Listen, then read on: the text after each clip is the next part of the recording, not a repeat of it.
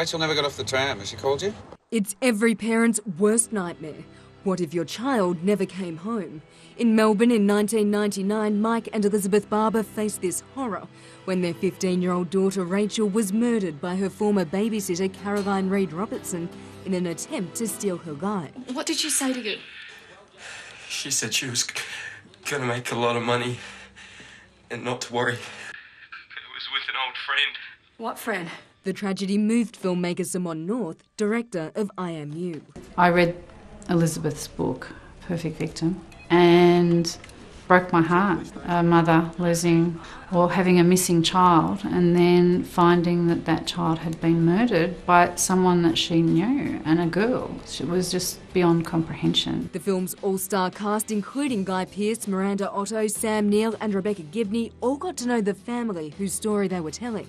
The Barbers were, and everyone, were involved from the very beginning.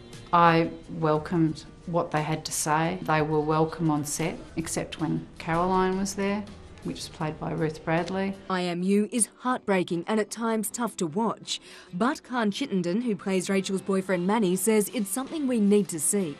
People that lose their lives in this way, it's important for them to be remembered as well. Too often it's the perpetrator of the horrific crime that ends up being remembered, and the victim is sort of pushed aside. But we have to remember the victims, and in a sense we have to honour them. Too many times murderers become infamous. Who cares about them?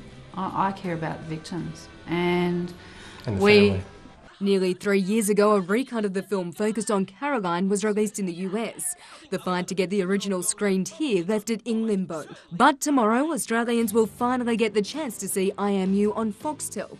And the timing couldn't be better, with Caroline, who was jailed for 20 years for murder, up for parole in Victoria this year. I just think that it's fate. We've gone through a lot of heartbreak, and we all probably have, because we put our hearts and souls into it. But Caroline being released is unacceptable.